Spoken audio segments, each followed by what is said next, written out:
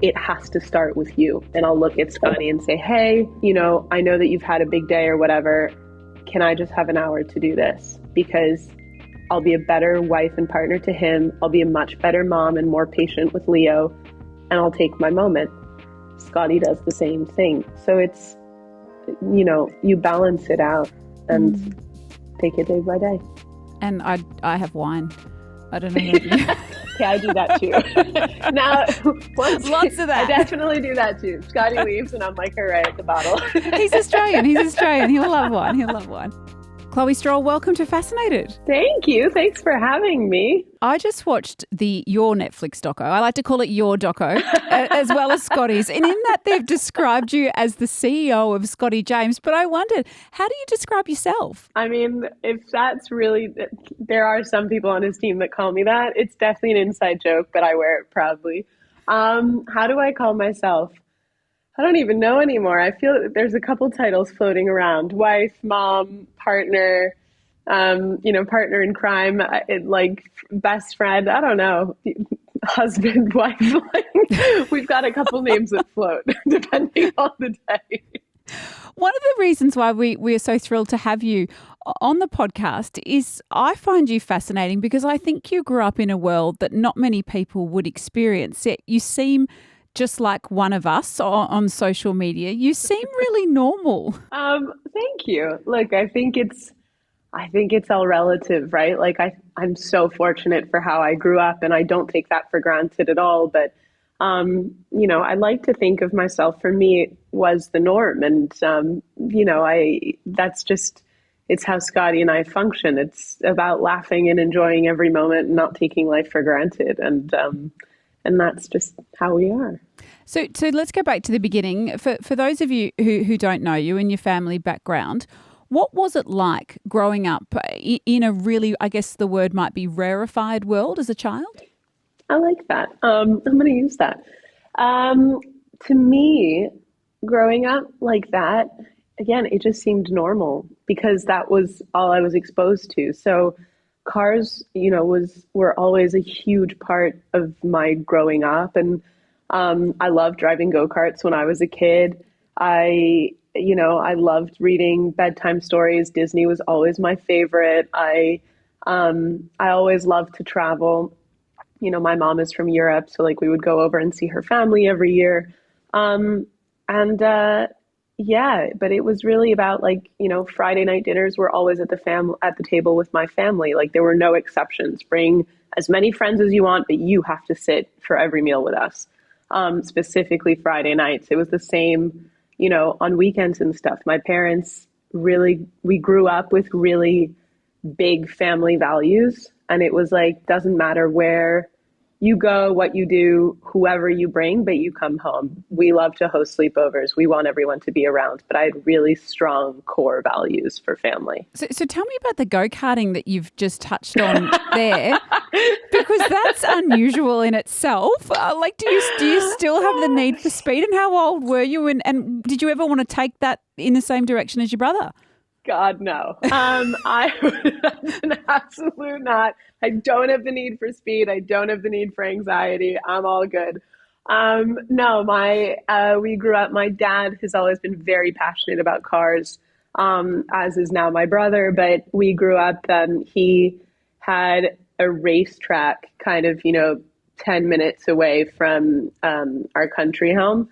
And we spent, there were a few summers where we would put cones around and have little go-karts and drive around. And that was how my brother got started. So obviously he couldn't do something if I couldn't do something. So he just took it much more seriously than I did. And for me, it was this is really fun. And for him, it was I will make a career.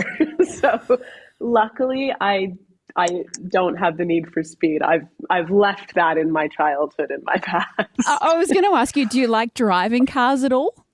Yeah, I have fun when I drive, and I'm very much now I love sitting in the driver's seat, blasting music, and being on the highway, just singing along to a tune and getting lost. But that's it. That's where I draw the line. I'm fine with that. I agree. So tell me about your music then from a young age, because obviously you've got the album out, and I wondered, how old were you when you realised, hey, I love the arts and I love music? I was quite young. So I started singing when I was probably about 3 years old.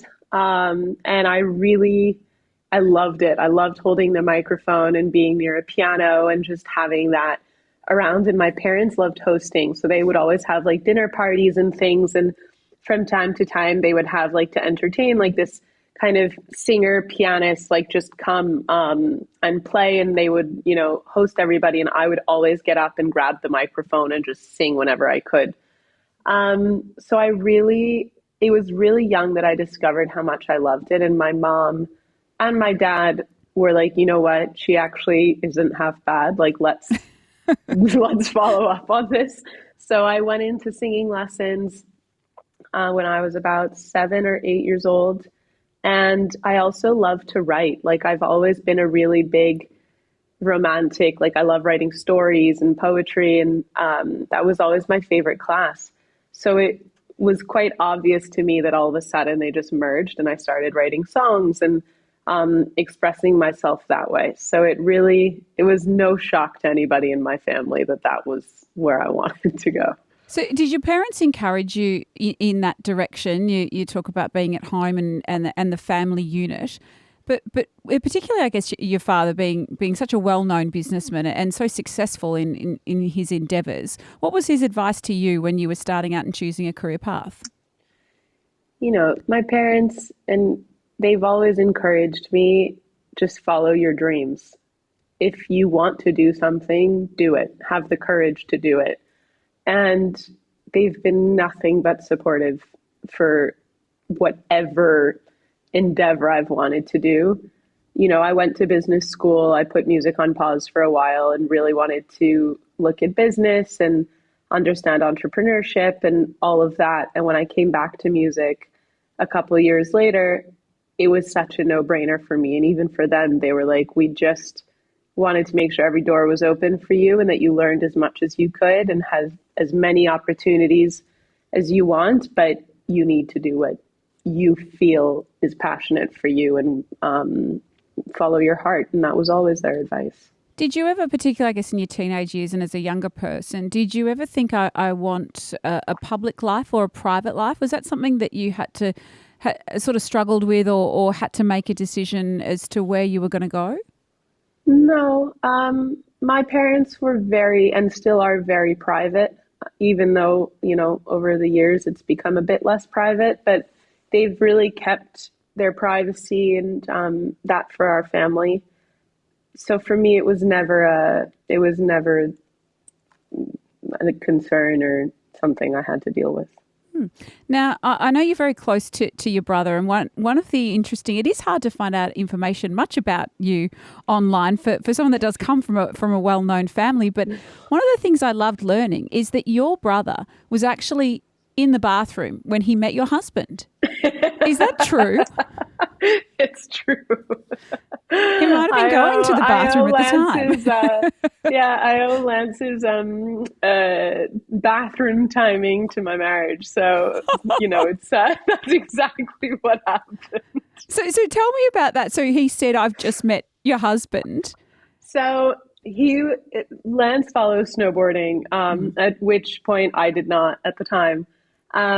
And I believe it was March of 2018. So Scotty had just won his first Olympic medal, and him and Lance met in the urinal 20 minutes before qualifying. And Lance knew who he was because he had followed the games and has followed the sport.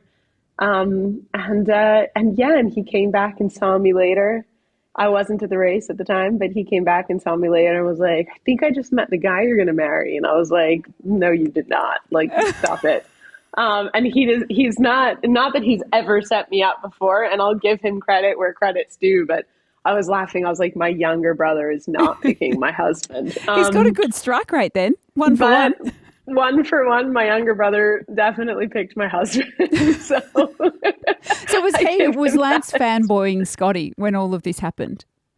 Look, I think that both of them had big respect for each other. I think he loves the sport. I think he loved what Scotty does and what he did. Back then, obviously the sport has evolved.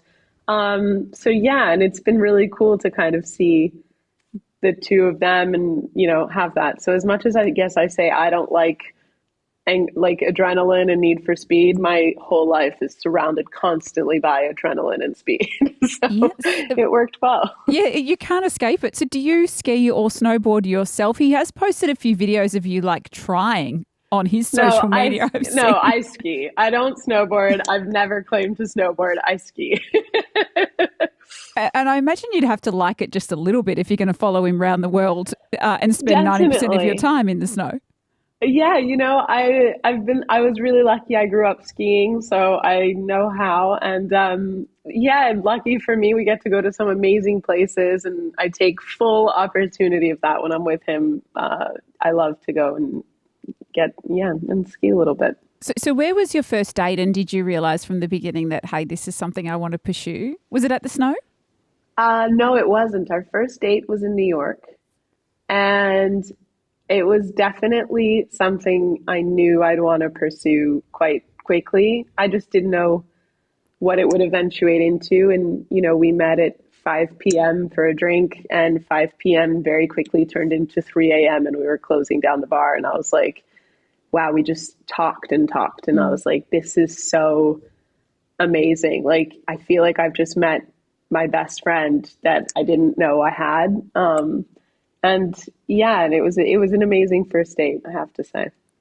How hard is it to be supportive and to be, like I joked before about being the CEO of Scotty James, but to be the rock for an elite athlete?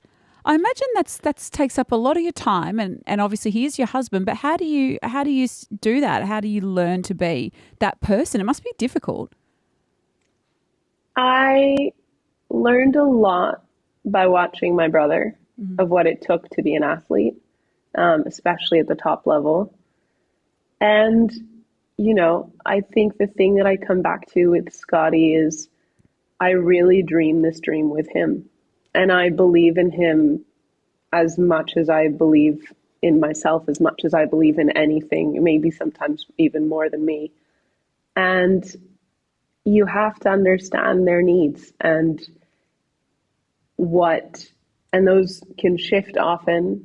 I think it's not necessarily for everybody because it does take up a lot of your time, but I just wouldn't have it any other way. Like, there's never a moment where I'm like, oh my God, this is exhausting. Like, I don't want to do this with him or for him or however you would say it. But like, it's so second nature to me, as if you're there for a loved one. Like, how could I not be dreaming this with him? How could I not be in this 1,000% with him? So it's just what it is. I love it. In the doco, one thing I noticed is everyone's crying from his family all the time. And they're obviously from Melbourne, from Warrandyte, which is right near here. But there's a lot of emotion. There's a lot of tears. There is. Are they an emotional group? Are you an emotional group of people? When emotion is put in, then definitely the tears start flowing. And, I think they've been on this journey, long before I ever came along. So of course it's emotional. And when you want something so bad for someone, and you see how hard they work for it, of course it's emotional. They describe you as his backbone. Is that true? I like to think so, yeah. And do you think that, obviously you're a mum too, how do you manage that and travelling the world, having your own career, supporting an athlete at the very top of their game through multiple Olympic campaigns and X Games and the whole bit? How do you actually fit that all in and maintain who you are? You take it one day at a time. Step one, you go one day at a time and you figure it out. I'm really, Scotty is an incredible partner. Our son is sensational. He comes everywhere with us. We don't leave him behind. And it really is one day at a time. And he, as much as, you're saying like, I'm his backbone and I'm there for him and doing things, he's doing the exact same for me. And it's a constant give and take with the two of us. I never feel like, there's one, like I'm giving so much more than he is. And that's kind of how you maintain it. And now there's moments that are just more about him, and then there'll be moments that are more about me. And our little man comes with us everywhere we go. And you take it one day at a time. Some days are better than others. Because I was going to say, how old is he now? And he must be a very well-traveled child. He's definitely got a couple miles under his belt. He's 18 months now.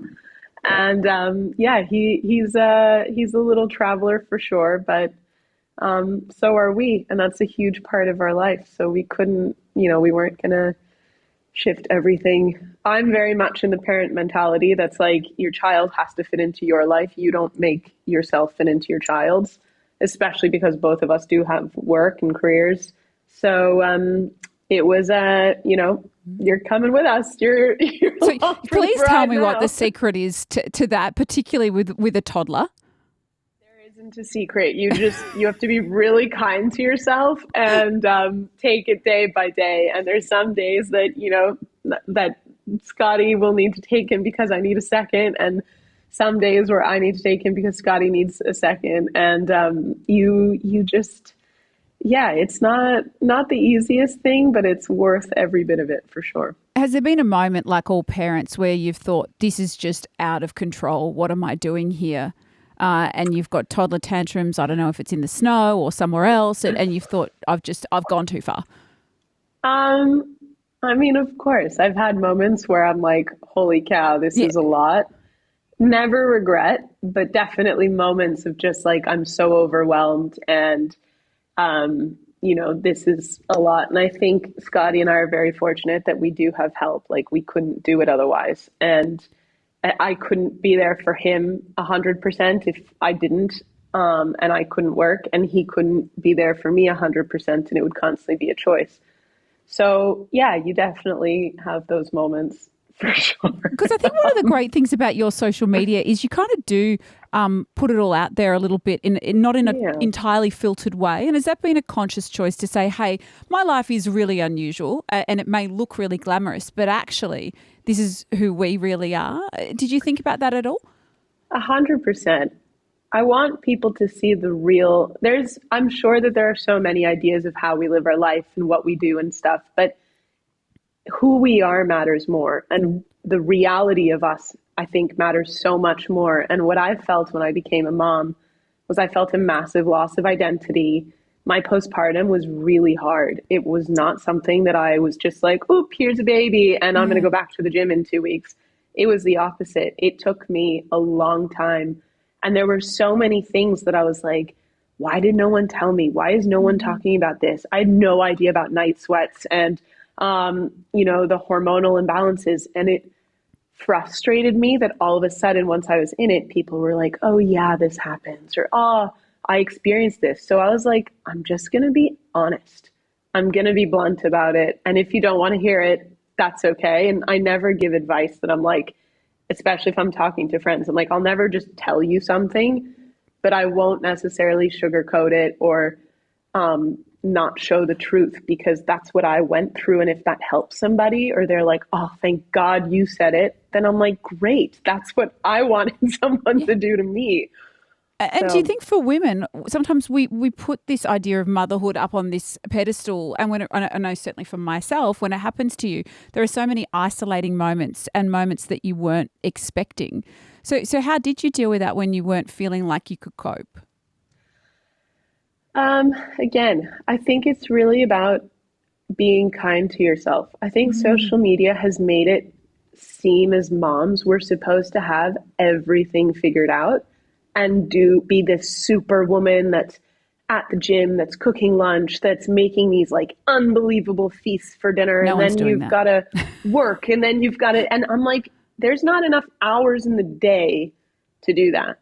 And I constantly go back when I really feel overwhelmed or I feel I need a second, and you feel so guilty because mom guilt is really real. I always go back to the analogy that they give you on the plane, saying you always have to put your own oxygen mask on first before you help anybody else, because to be the best for your child or your family, you have to be okay. You can never be the best version of yourself and be the best mom and be the best wife or partner. It has to start with you. So I know if I need an hour to just read my book or sit in a bath, and that's going to help calm my mind, I will take it and I'll look at Scotty and say, hey, I know that you've had a big day or whatever. Can I just have an hour to do this? Because I'll be a better wife and partner to him. I'll be a much better mom and more patient with Leo, and I'll take my moment. Scotty does the same thing. So it's, you balance it out and take it day by day. And I have wine. I don't know about you. Okay, I do that too. Now, Lots of that. I definitely do that too. Scotty leaves and I'm like, all right, the bottle. He's Australian. He'll love wine. And so tell me a little bit now as you go into the next stage of your career. So you've got an 18-month-old, and at the same time, are you writing your songs as being pregnant or as a mum? I did a lot. So I actually finished the album when I was 8.5 months pregnant, and I recorded the last songs doing that, which I loved and was so much fun. And, some amazing songs like Home I wrote when I was 6 months pregnant and finished it then. So I think there was so much more inspiration that I drew from when I was pregnant and starting our family. I'm going back to write actually next week, but I always keep a notebook with me and write whenever I can. And it's been really cool. It's a whole new, world and just places that I get inspired from. And I see things differently now that I'm a mom. So it's been really cool to write. And how do you see things differently, particularly with the creative aspects? I think the world became a much bigger place for me when I became a mother, if that makes sense. It was like there were so many different doors that opened up, so many different, I felt, and I feel like this is such a cheesy line to say, but like it really is a love that you can't explain when you have a kid. So true. Or like, because it's a part of you. And people kept saying that to me when I was pregnant, and I would just roll my eyes and be like, I get it. Like, when the 17th person says it to you, you're like, I get it. But yeah. then you see someone, and it wasn't about taking a love from Scotty and I or whatever. It was this newfound heart bursting emotion. And it's sensational. You're so right. Now you talk about your song Home. Where is home for you? Because we feel like we've sort of adopted your family in Australia too. I definitely feel that there is a piece of my heart in Australia always. Physically, home for us is in Monaco, which we love, but Australia has a piece in my heart for sure. And what's next for you personally and as a family? What's next? God, what isn't next? We always have projects on. I mean, Scotty's obviously not stopping, and he never planned to. So we're going to do another 4 years, which I'm really excited about. I'm going into studio actually next week. I'm going to start working on some new material and things that I've written and bring that to life, which I'm really excited about. We're always working, planning new projects. We don't seem to slow down. No, and again, having to compete at that Olympic level for such a long time, and I like to think, like you say, CEO of Scotty James in the Netflix doco, but I guess another 4 years of that's a huge commitment. What's funny is, I guess it's a huge commitment, and a lot of people have said that to us, but I knew Scotty was going again, regardless of what was going to happen in this past games. There was no way he was finished. And he and I had spoken about that, and we were very on the same page about it. And I want him to go again. Even, whatever the result was going to be, I knew he wasn't done with the snow. And I'm so happy for him. He should continue if that's what he wants to do.